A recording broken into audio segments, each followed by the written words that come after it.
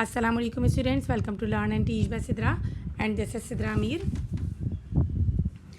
Students आज हम structure of animal cell और स्ट्रक्चर ऑफ प्लांट सेल पढ़ने जा रहे हैं।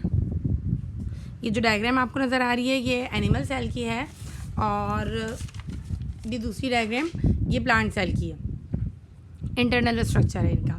ठीक है, आज हम इसके बारे में पढ़ेंगे। पहले पढ़ेंगे कि सेल होता क्या है। जितने भी लिविंग ऑर्गेनिजम्स होते हैं, चाहे एनिमल्स हो, प्लांट्स हो, बैक्टीरिया हो, कोई भी चीज़ हो, कोई भी लिविंग ऑर्गेनिजम्स हो, वो सब कंपोज हुए हुए होते हैं सेल से। All the living organisms are composed of one और मोर सेल्स।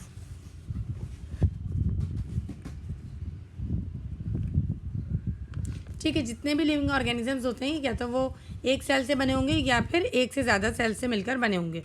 ठीक है, अच्छा अब ये सेल क्या होता है? सेल्स बेसिकली बिल्डिंग ब्लॉक्स होते हैं।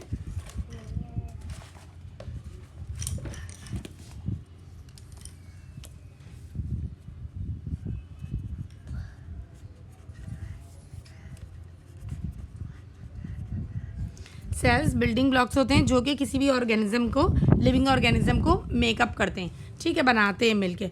तो मींस के लिविंग ऑर्गेनिजम्स की बॉडी का, जैसे कि हमारी बॉडी है, हमारी बॉडी का कोई भी पार्ट हो, इंटरनल स्ट्रक्चर हो, एक्सटर्नल स्ट्रक्चर हो, लाइक हेयर हो और बोन्स हो या उसके अलावा कोई भी ऑर्गन हो, वो तमाम चीज़ें जो हैं वो सेल्स से मिलकर बनती हैं। तमाम ऑर्गन्स, हर चीज़, हमारे हर चीज़ जो है वो सेल से मिलकर बनती है। विदाउट सेल कुछ भी नहीं बनता। तो सेल इज़ द, तो सेल की डेफिनेशन इस तरीके से कर लेते हैं। Cell is the basic structure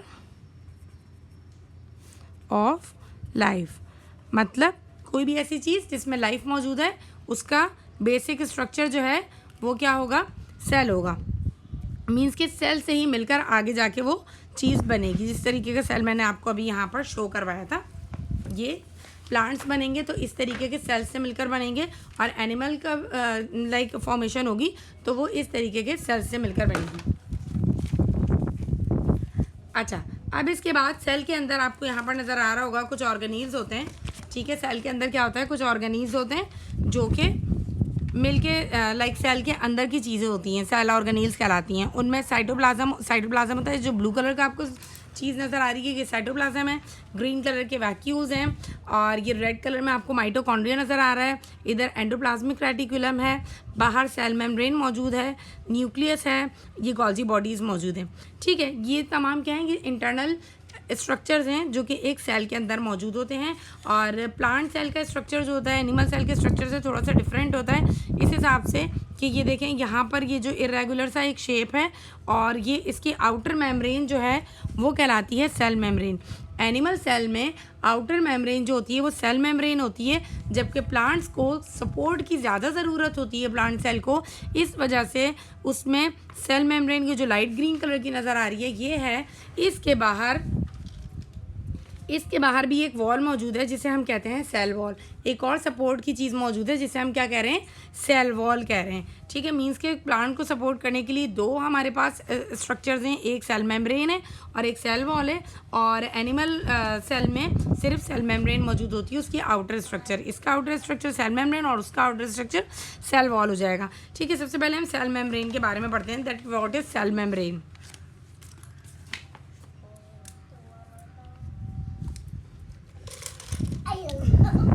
cell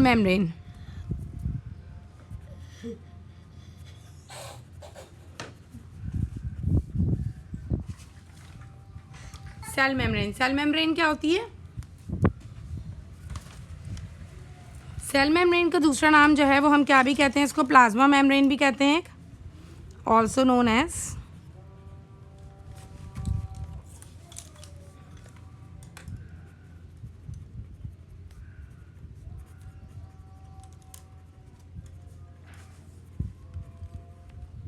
इसको हम प्लाज्मा मेम्ब्रेन भी कहते हैं, इसका एक सेकंड नेम हो गया।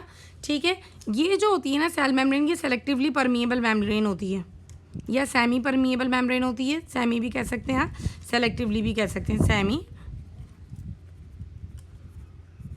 Permeable membrane.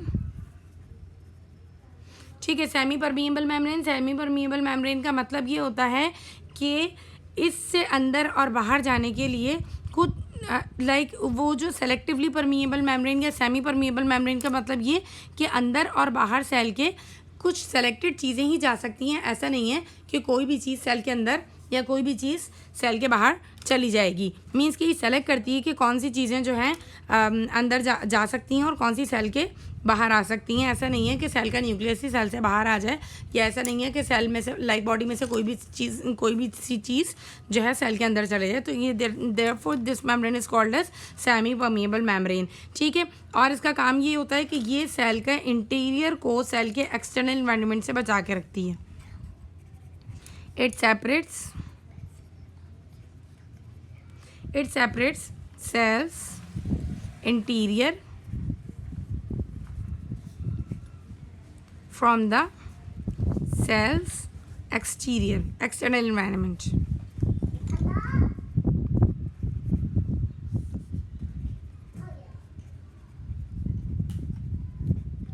ठीक है, सेल के इंटरनल एनवायरनमेंट को और एक्सटर्नल इंटीरियर को और एक्सटीरियर को क्या करती है, अलग करती है। ठीक है, किस तरीके से मैं यहाँ पर आपको दिखाती हूँ। ये सेल मेम्ब्रेन है, ये देखें आउट ऑफ द सेल और इनसाइड द सेल को ये क्या करती है, अलग करती है।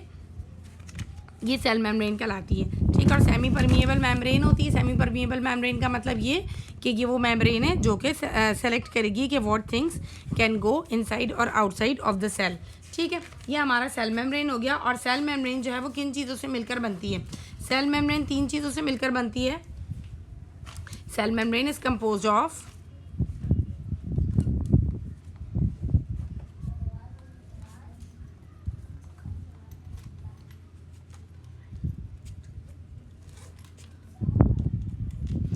cell membrane is composed of lipids, proteins and carbohydrates। इन चीज़ों से मिलकर, इन तीनों चीज़ों से मिलकर जो है वो सेल मेम्ब्रेन बनती है। ठीक है, अब सेल मेम्ब्रेन के बाद हमारे पास दूसरी चीज़ आती है, मैं आपको डायग्राम में दिखाती हूँ, साइटोप्लाज्म। ठीक है, ये जो ब्लू कलर का एरिया आपको नज़र आ रहा है सेल में, साइटोप्लाज्म यहाँ भी मौजूद है और यहाँ पर भी मौजूद है। एनिमल सेल में और प्लांट सेल में दोनों जगह मौजूद है साइटोप्लाज्म। तो साइटोप्लाज्म क्या होता है? Cytoplasm basically is a jelly like substance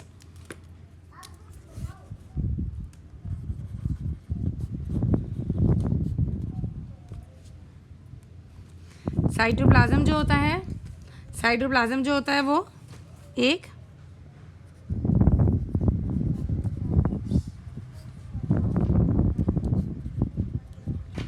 jelly like substance होता है। साइटोप्लाज्म जेली लाइक सब्सटेंस होता है और ये क्या करता है? Fills the space between the cell membrane and the nucleus. Fills the space between cell membrane and nucleus.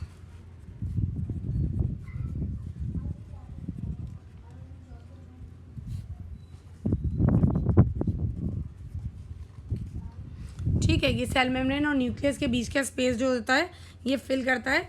Means के ये हमारे पास सेल है, ये हमारे पास एनिमल सेल मौजूद है और इसके बीच में इधर ये जो है न्यूक्लियस है जो कि हम कंट्रोल सेंटर होता है। ठीक है, न्यूक्लियस और दूसरी चीज़ मैंने आपको क्या बताई? Cell membrane. न्यूक्लियस और सेल मेम्ब्रेन के बीच का स्पेस जो फिल कर रहा है वो क्या कहलाता है? साइटोप्लाज्म कहलाता है। और साइटोप्लाज्म और ऑलमोस्ट 90% जो होता है वो वाटर से मिलकर बना होता है। ठीक है, अच्छा, अब इसके बाद कह रहे हैं कि इसके अंदर क्या चीज़ें मौजूद होती हैं? It contains all the cell organelles.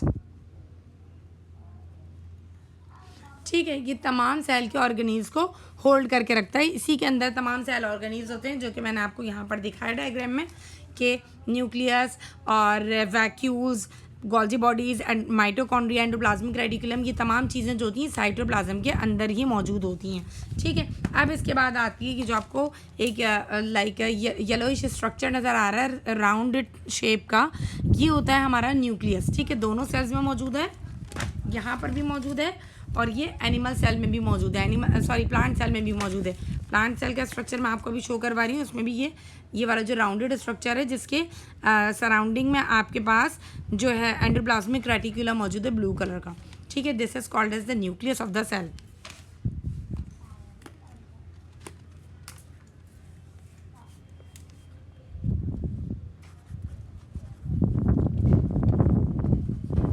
Nucleus क्या होता है?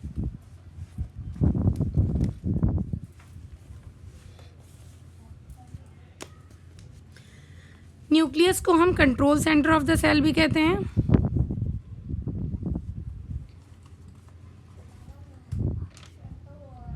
न्यूक्लियस जो होता है वो control centre of the cell भी होता है, और न्यूक्लियस के अंदर डीएनए मौजूद होता है, दैट इज जेनेटिक मटेरियल, जो कि जेनेटिक मटेरियल होता है डीएनए, ठीक है। और डीएनए फुल फॉर्म होती है डीऑक्सीराइबो न्यूक्लिक एसिड की, ठीक है। डीएनए मौजूद होता है, डीएनए के साथ साथ इसमें राइबोज न्यूक्लिक एसिड भी मौजूद होता है, दैट इज आरएनए, ठीक है। डीएनए के साथ साथ इसमें क्या मौजूद होता है? आरएनए मौजूद होता है। और न्यूक्लियस जो होता है ना, जैसे ये राउंडेड स्ट्रक्चर है, इसके अंदर क्या होता है?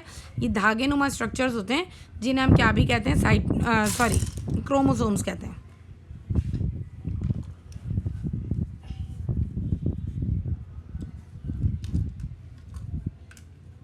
प्रेजेंट इन न्यूक्लियस, सही है।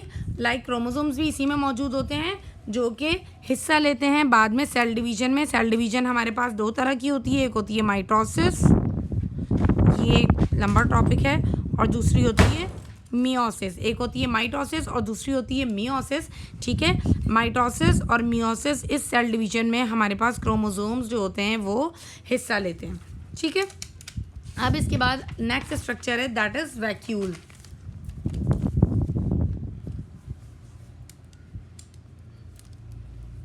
वैक्यूल्स क्या होते हैं?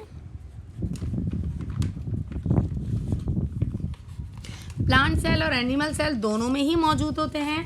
एनिमल सेल में 2-3 हो सकते हैं आपके पास वैक्यूल्स।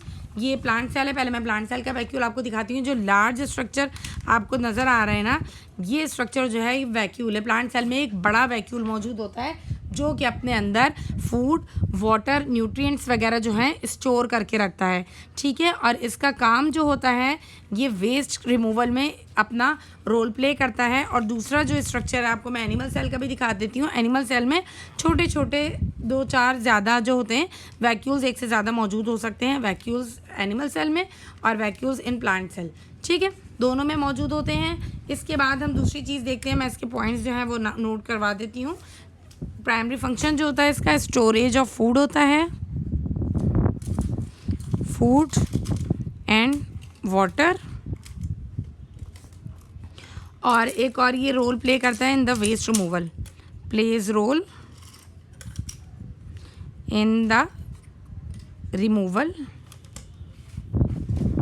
Of wastage. अच्छा, नेक्स्ट आता है हमारे पास माइटोकॉन्ड्रिया।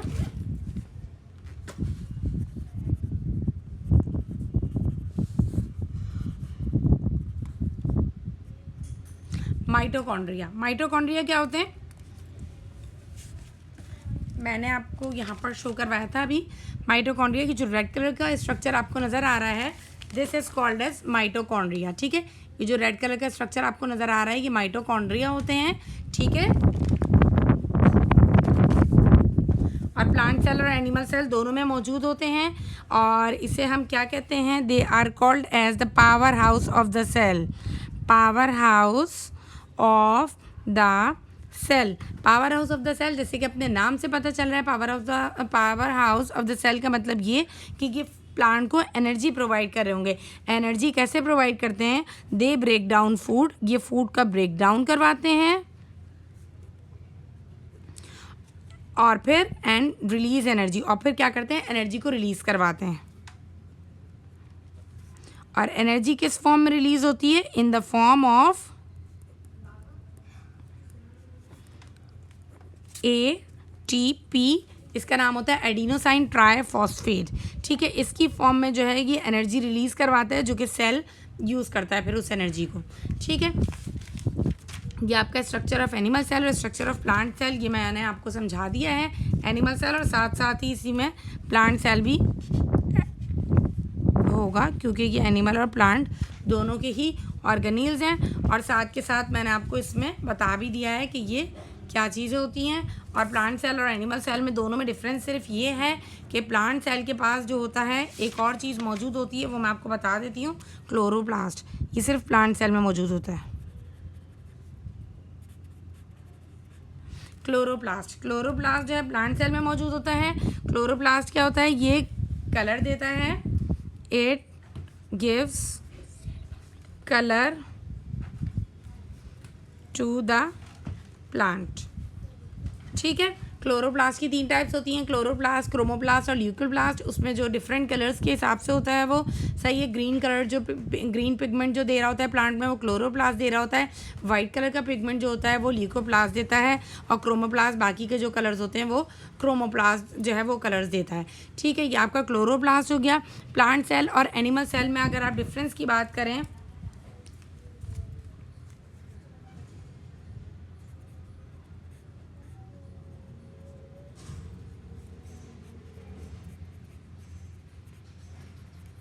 तो डिफरेंस सिर्फ ये होता है कि एक तो एनिमल सेल में क्लोरोप्लास्ट जो होता है, यहाँ पे एनिमल सेल का बता देती हूँ मैं, और यहाँ पर प्लांट सेल का। एनिमल सेल में क्लोरोप्लास्ट जो होता है वो एब्सेंट होता है,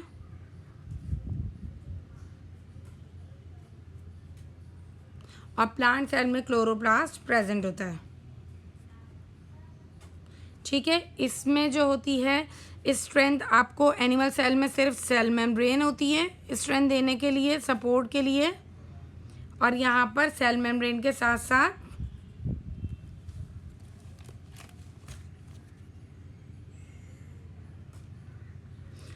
क्या भी होती है? सेल वॉल भी होती है। ठीक है, सेल वॉल भी होती है और सेल मेम्ब्रेन भी होती है इसमें स्ट्रेंथ के लिए, और इसमें सिर्फ सेल मेम्ब्रेन होती है। ठीक है स्टूडेंट्स, तो ये आपका प्लांट सेल और एनिमल सेल का टॉपिक जो है वो कवर हो चुका है। डायग्राम्स मैंने आपको शो करवा दी थी, दोबारा आपको गूगल पे इससे ज़्यादा अच्छी डायग्राम्स भी मिल सकती हैं। ठीक है, थैंक यू वेरी मच, और चैनल को सब्सक्राइब कीजिए, वीडियो को लाइक कीजिए, शेयर कीजिए। अल्लाह हाफ़िज़।